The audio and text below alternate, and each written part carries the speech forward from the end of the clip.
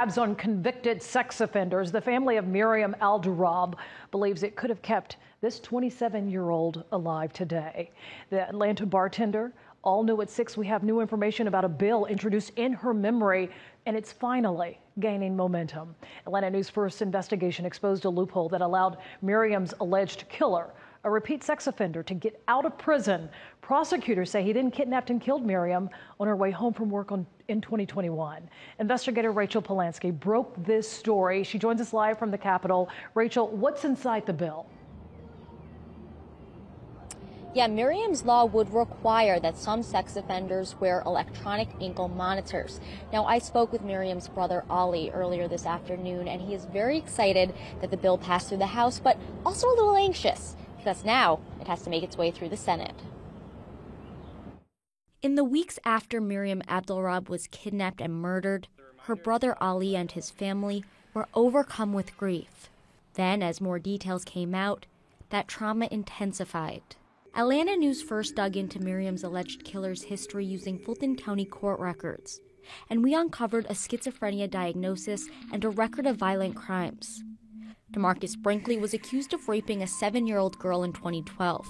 Then, in 2013, he was found on top of a naked 6-year-old girl. In 2015, he pled guilty to child molestation, attempted rape, and cruelty to children.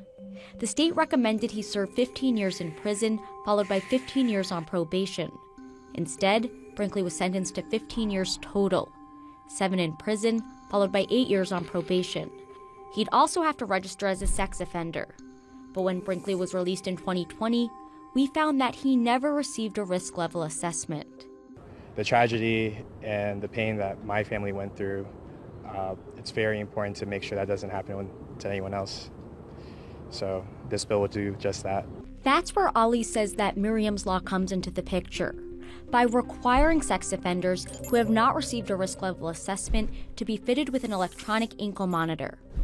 Once they are leveled, Tier 3 offenders would be required to wear the monitor for the duration of their probation, while Tier 1 and 2 offenders could have them removed, if the Department of Community Supervision gives the okay. She was always known for taking care of other people around her, and I like to look at this bill as doing the same thing. It'll take care of the people that are in our state.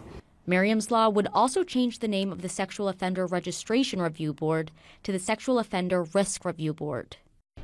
State Representative Stephen Sains, who sponsored the bill, calls it a testimony to Miriam's family and friends. It really shows you how much Miriam's life was an impact on others, and I'm really excited to be able to turn something of a great tragedy into something that will keep Georgians safe for a long time to come.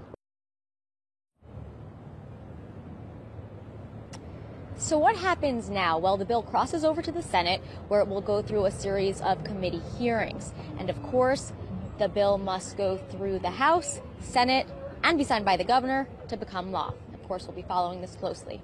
Reporting live from the Capitol tonight, Rachel Polanski, Atlanta News First. Thank you.